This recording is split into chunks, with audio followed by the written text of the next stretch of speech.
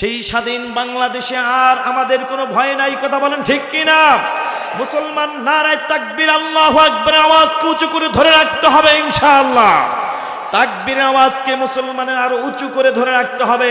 আল্লাহর কসম করে বলে যাই, নারায়ে তাকবীর আল্লাহু আকবার স্লোগান যদি ময়দানে মুসলমান ধরে রাখতে পারে, কসম আল্লাহর, বাংলার জমিনে কোনো নাস্তিক বেঈমান খুঁজে পাওয়া যাবে না। জোরে বলো ঠিক কিনা?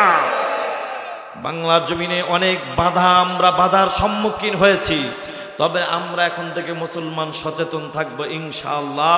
কোরআনের মাহফিলে কেউ বাধা দিবে তো দূরের কথা, চিন্তাও যেন করার সুযোগ না পায়, কথা বলেন ঠিক কিনা? মুসলমান যদি এক হইতো, টুপিওয়ালা যদি এক হইতো, দাড়িওয়ালা যদি এক হইতো, গোটা দুনিয়ার মুসলমান যদি এক হইতো, তাহলে চট্টগ্রামে সাইফুল ইসলাম আলিফ নামক আইনজীবীকে হত্যা করার সাহস কোনো বেঈমান পেত না, কথা বলো ঠিক কিনা? বাংলার জমিনে মুসলমান এখনো যদি সচেতন হয়ে যায়, তাকবীর আওয়াজ দিয়ে ময়দানে নেমে যায়, আল্লাহর কসম সামনে বাংলার জমিনে মুসলমানের আঘাত করবে দূরের কথা, মুসলমানের দিকে তাকায়া চোখ গরম করে কোনো বেদিন, কোনো বেঈমান কথা বলার সাহস পাবে না, কথা বলেন ঠিক কিনা? এজন্য মুসলমান সচেতন হওয়ার জন্য, ঈমানি আওয়াজকে উঁচু করে ধরে রাখার জন্য, ঈমানকে মজবুত করে ধরে রাখার জন্য, আল্লাহর জমিনে ইসলামকে কায়েম করার জন্য, কোরআনের আওয়াজকে চালু করার জন্য, হক কথাকে ধরে রাখার জন্য উলামায়ে কিরাম যদি আপনাদেরকে ময়দানে ডাকে, তাহলে আল্লাহর জন্য, নবীর জন্য জীবনকে বাজি রেখে ময়দানে নামতে কারা কারা তৈরি আছেন? নারায়ে তাকবীর, নারায়ে তাকবীর।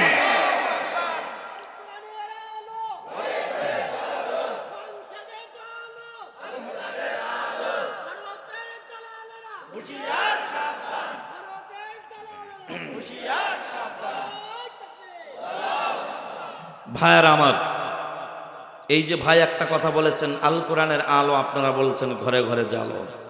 মুসলমান কোরআনের আলো শুধু ঘরে জ্বালাইলে হবে না, জীবনে বহুতবার ঘরে জ্বালাইছেন, আর শুধু ঘরে জ্বালাইলে হবে না, ঘরে বাইরে সংসদ পর্যন্ত কোরআনের আলো জ্বালাইতে হবে, কথা বলেন ঠিক কিনা?